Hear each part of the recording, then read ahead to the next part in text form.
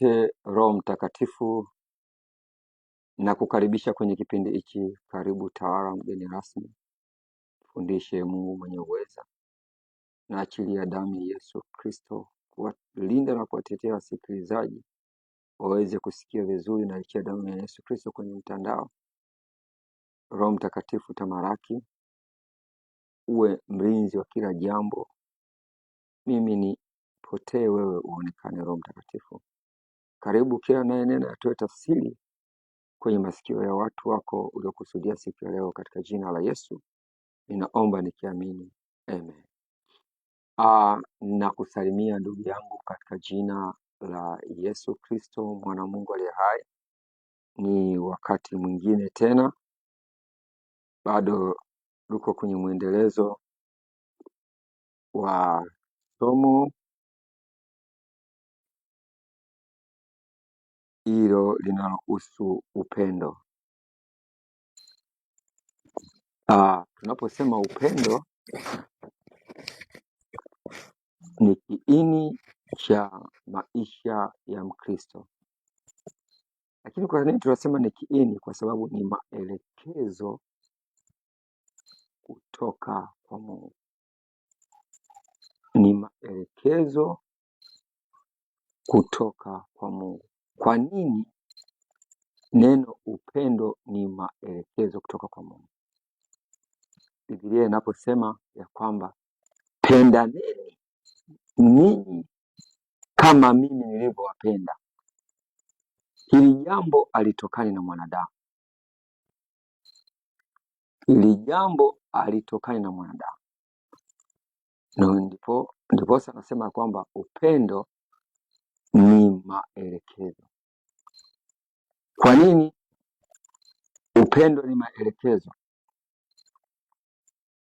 Biblia inaposema enyi wanaume wapendeni wake zenu, hili jambo sio hisia. Hili jambo ni maelekezo au maagizo au amri kutoka kwa aliyoagiza. Si jambo la kibinadamu. Na tunapoendelea kuangalia sasa aina zile za upendo, tunaona huu upendo wa kiungu sio upendo wa nipe nikupe. Upendo wa Mungu ambaye ni agape wenyewe uko juu sana.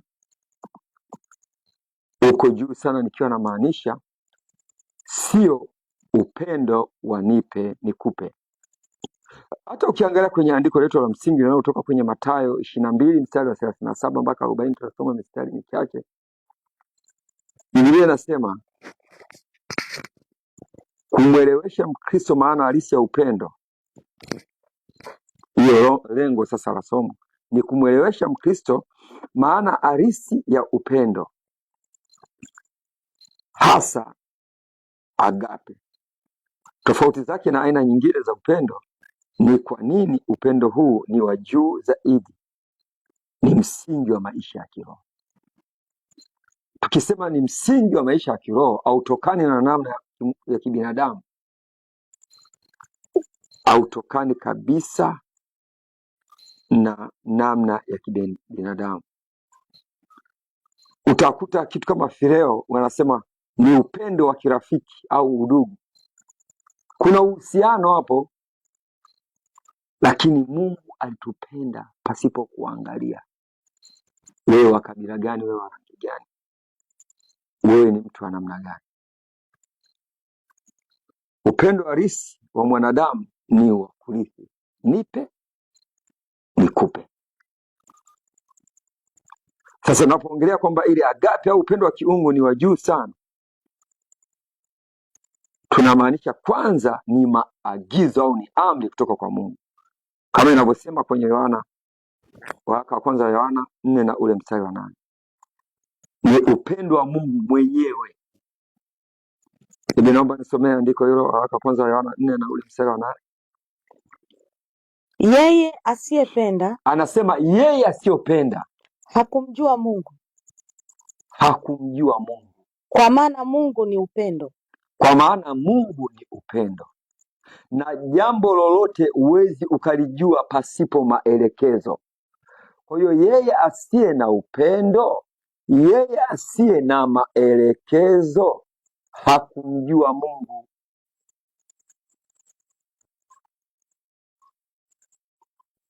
Neno hili, kwa jinsi hii Mungu aliupenda ulimwengu hata akamtoa mwanawe wa pekee, ili kila mtu amwaminie asipotee, bali awe na uzima wa milele. Si neno la kibinadamu.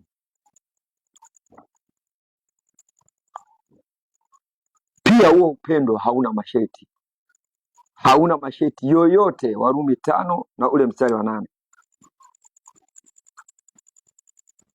Warumi 5 na ule mstari wa 8 naye nasema, ndiyo, bali Mungu aonyesha pendo lake yeye mwenyewe kwetu sisi. Anasema bali Mungu alionyesha pendo lake yeye mwenyewe kwetu sisi, kwa kuwa Kristo alikufa kwa ajili yetu, kwa kuwa Kristo alikufa kwa ajili yetu tulipokuwa tungali wenye dhambi. Tulipokuwa tungali wenye dhambi. Kwa hiyo tunaona kabisa upendo huu Mungu aliuonesha mwenyewe kwa maelekezo. Sio kwamba alipotuokoa akaleta maelekezo. Ingali hatujaokolewa, maelekezo yapo, ila kwa sababu tuna masikio ya kupuuza, unaona ni kitu cha kawaida, ni amri, kitu ambacho kipo, ni fundisho, ni jambo ambalo lipo, halina upinzani wowote. Lakini pia ni maelekezo ya namna ya kujitoa. Anasema kujitoa hata kifo. Yohana 15 na ule mstari wa 13. Yohana 15 mstari wa 13 inasema, ndiyo, hakuna aliye na upendo mwingi kuliko huu. Anasema hakuna aliye na upendo mwingi kuliko huu, wa mtu kuutoa uhai wake, wa mtu kuutoa uhai wake kwa ajili ya rafiki zake. Kwa ajili ya rafiki zake. Si jambo linalotokana na namna ya kibinadamu, ni jambo la agizo, ni jambo la amri, ni jambo la fundisho, ni jambo la maelekezo.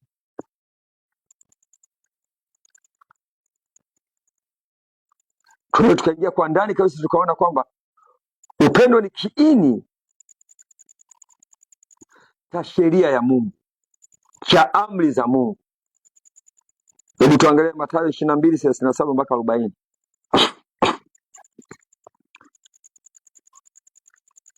Nayo inasema, ndiyo, mstari wa 37, akamwambia, mpende Bwana Mungu wako, mpende Bwana Mungu wako kwa moyo wako wote, kwa moyo wako wote, na kwa roho yako yote, kwa roho yako yote, na kwa akili zako zote, na kwa akili zako zote. Hii ndiyo amri iliyo kuu. Anasema hii ndiyo amri iliyo kuu, tena ni ya kwanza, na ya pili yafanana nayo, inafanana na hiyo, nayo ni hii, mpende jirani yako kama nafsi yako. Mpende jirani yako kama nafsi yako. Katika amri hizi mbili hutegemea Torati yote na manabii. Kwa hiyo sheria yote ya manabii hutegemea upendo. Si jambo la mwanadamu, si jambo la kibinadamu, ni maelezo kutoka kwa Mungu, ni maelekezo kutoka kwa Mungu, ni amri kutoka kwa Mungu. Ndipo utakuta kwamba levo ya upendo naongelea siku ya leo ni levo ya juu sana, ni levo ya juu sana, ni levo ya juu sana. Pia upendo ni amri, si pendekezo.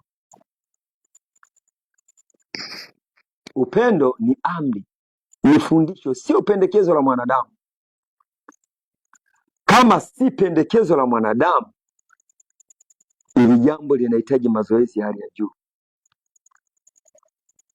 Hebu tuangalie Yohana 13 na ule mstari wa 38 anasemaje? Yohana 13:38 nasema, Ndiyo. Amri mpya nawapa. Anasema amri mpya nawapa, mpendane. Mpendane Kama vile nilivyowapenda ninyi. Kama vile nilivyowapenda ninyi. Nanyi mpendane vivyo hivyo. Nanyi mpendane vivyo hivyo. Kwa hiyo tunaona kabisa ni wajibu wa kila Mkristo, si hiari. Ni wajibu wa kila Mkristo kufuata maelekezo. Ni wajibu wa kila Mkristo kufuata amri. Lakini pia upendo huo ni tunda la Roho Mtakatifu, wa Galatia 5 na ule mstari wa 22.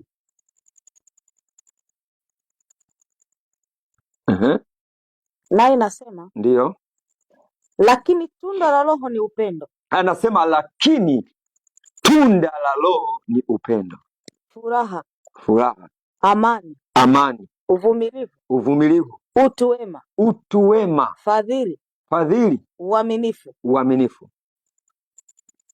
Kwa hiyo hautokani na mwili, bali ni uhusiano wa kweli na Roho Mtakatifu. Hautokani na miemko fulani, bali unatokana na Roho Mtakatifu. Upendo ni tunda la Roho Mtakatifu. Kwa hiyo hautokani na mwili, bali ni uhusiano wa kweli na Roho Mtakatifu. Kama ni uhusiano wa kweli na Roho Mtakatifu, lazima uwe na neno la Kristo, lazima uamini kazi za Kristo. Ndiposa ukiniambia mtu fulani ana upendo bila kumwamini Kristo, kwa kweli hainiingii akilini mwangu. Bila upendo, upendo ni maelekezo kwa imani hai. Wakorintho wa kwanza 13 na ule mstari wa 2. Upendo ni kielelezo cha imani hai. Kama ni kielelezo, maanake upendo wenyewe una sauti ya kusema. Ni maelekezo kutoka kwa Mungu cha imani hai. Wakorintho wa kwanza 13 na ule mstari wa 2. Tena nijapokuwa na unabii, anasema tena nijapokuwa na unabii na kujua siri zote na maarifa yote, nijapokuwa na imani timilifu, kiasi cha kuweza kuhamisha milima, kama sina upendo, si kitu mimi. Kwa hiyo bila upendo, huduma au karama haina maana yoyote. Anasema ujaponena kwa lugha za malaika, ujapokuwa mtu ambaye unatoa unabii wa kina, kama hauna upendo, karama haina maana. Nini maana karama haina maana? Maanake wewe utakuwa una perform, unafanya kwa nje, sio kwa ndani, katika uhalisia wa Roho Mtakatifu au katika mapenzi ya Mungu. Utakuwa unatimiza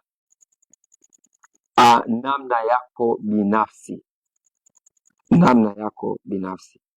Bila upendo, huduma au karama haina maana. Lakini upendo huvumilia na kusamehe. Nasema upendo ni maelekezo, lakini upendo unavumilia na kusamehe. Tukaona maneno hayo kwenye Wakorintho wa kwanza 13 na ule mstari wa 4 mpaka wa 7. Maana yake ni nini? Upendo hauchukii, hauhesabu mabaya, huvumilia yote. Hiyo si kwa namna ya kibinadamu. Hii namna ni maelekezo kutoka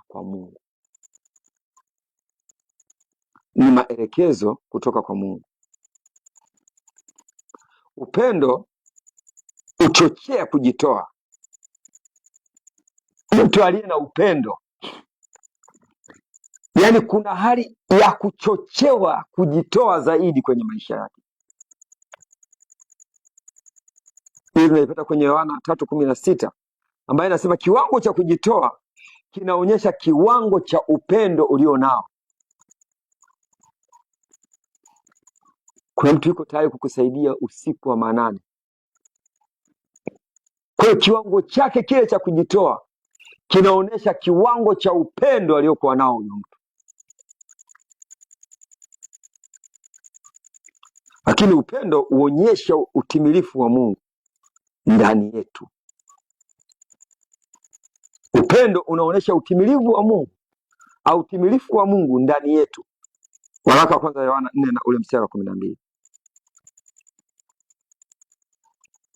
Kivipi upendo unaonyesha utimilifu wa Mungu? Naomba nisome waraka wa kwanza Yohana 4:12.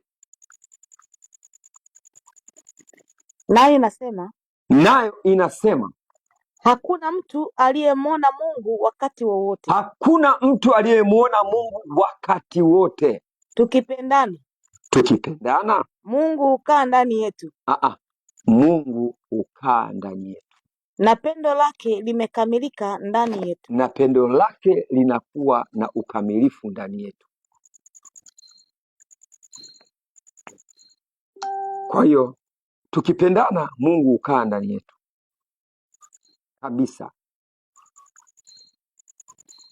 Lakini upendo unavunja chuki, unavunja mipaka ya chuki. Mahali ambako pana upendo, chuki haiwezi kajiinua.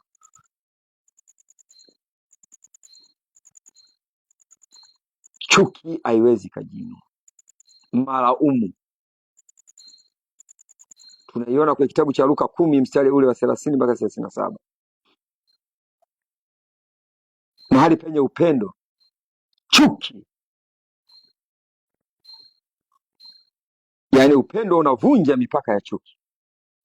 Luka 10:30 mpaka 37. Yesu akajibu akasema, mtu mmoja alishuka toka Yerusalemu kwenda Yeriko. Akaangukia katikati ya wanyang'anyi. Wakamvua nguo, wakamtia jeraha, wakaenda zao, wakimwacha karibu ya kufa. Na kwa nasibu kuhani mmoja alishuka kwa njia ile ili aone. Kwa nasibu mchungaji mmoja alipita kwa njia ile, na alipomwona alipita kando. Anasema na alipomwona alipita kando. Na Mlawi vivyo hivyo. Alipofika pale akamwona akapita kando. Lakini Msamaria mmoja katika kusafiri kwake ndio alifika hapo alipo. Tunaona upendo uvunja chuki. Tunaona mfano wa Msamaria mwema, alipenda bila kujali tofauti. Kwa hiyo upendo hautafuti tofauti mlizokuwa nazo. Upendo unajidhihirisha,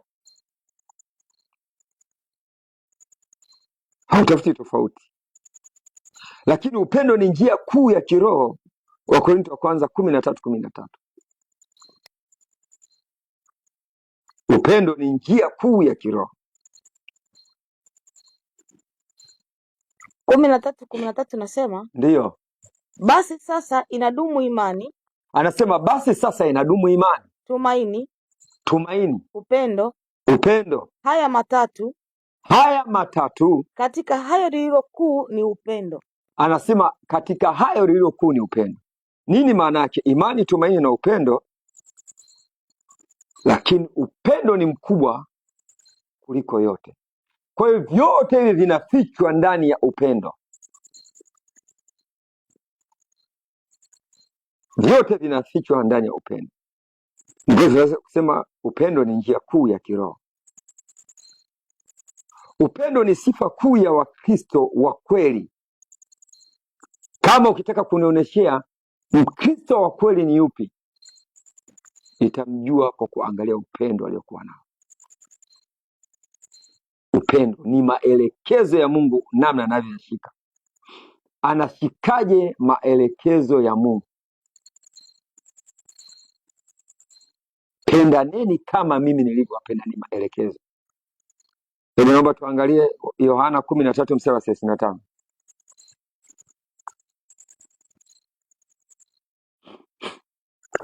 Yohana 13 mstari wa 35.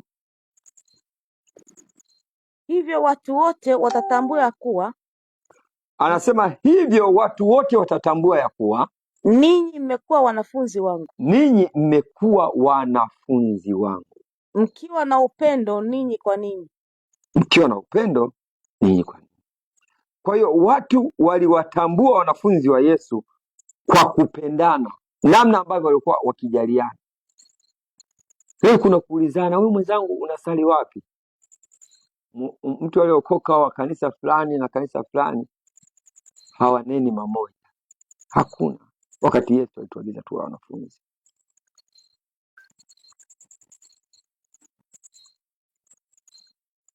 Sasa upendo wa kiungu ni chanzo cha sheria, ni ushahidi wa wokovu, ni tunda la Roho, jukwaa la huduma yenye matunda, ushahidi kuwa Mungu anakaa ndani yetu. Mkristo asiyokuwa na upendo wa kiungu hawezi kudhihirisha Kristo duniani, hawezi kudhihirisha Kristo duniani. Kwa hiyo ndugu yangu, haya yalikuwa ni maneno machache ya kuhusu upendo au maelekezo au amri au maagizo kutoka kwa Mungu, kwamba haitokani kwa namna ya kibinadamu. Hili ni agizo kutoka kwa Mungu. Haya ni maelekezo kutoka kwa Mungu. Kama ni maelekezo kutoka kwa Mungu, yatupasa tuwe na neno. Inawezekana jioni ya leo, usiku huu unasikia habari hii, bado hauna ushirika na Mungu. Biblia inasema ukiliitia jina la Bwana utaokolewa, na maandiko yanasema kwa kinywa mtu ukiri, hata kwa moyo kuamini yapata. Kwa hiyo ni wakati wako ndugu, mgeukie Mungu kwa kujua njia mbaya unazozipita hazistahili. Rejea kwa Mungu, rejea kwa Mungu na Mungu atakusaidia. Mungu atakuwa pamoja na wewe. Kwa nini? Kwa sababu utaanza sasa kufuata maelekezo. Upendo ni amri, upendo ni maelekezo kutoka kwa Mungu. Hakuna mtu yoyote anaweza akafanya upendo pasipo maelekezo. Ni maagizo. Enyi wanaume wapendeni wake zenu. Na ni tofauti na namna yoyote ya kupendana, iwe phileo au iwe eros. Hauwezi ukakutana na ule upendo halisi wa Mungu. Hiyo sio nipe nikupe, hiyo ni namna nyingine. Nami nakukaribisha sana. Kwa mawasiliano zaidi, namba za simu zipo, lakini ninachotaka uangalie ni kwamba ni upendo wa kitofauti ya storge, eros au phileo. Ni vitu tofauti kabisa. Maana kati ya hizo kuna ukinipa mwili ukiniridhisha nimekupenda. Hii ni tofauti. Amen. Mungu akubariki sana, na nataka tuombe dakika chache kwa ajili ya kukaribisha siku nyingine tena ya tarehe 22. Baba, ninapohitimisha kipindi hichi, asante kwa maana nilikuwa na watu hao. Ninaomba aliosikia neno hili, Mungu jaza upendo ndani yake, maana umesema pendo la Mungu limekwisha kumiminwa ndani ya mtu huyu aanze kuchukua hatua ya amri, aanze kusikia maelekezo. Ni katika jina la Yesu Kristo ninaomba na kuamini, amen.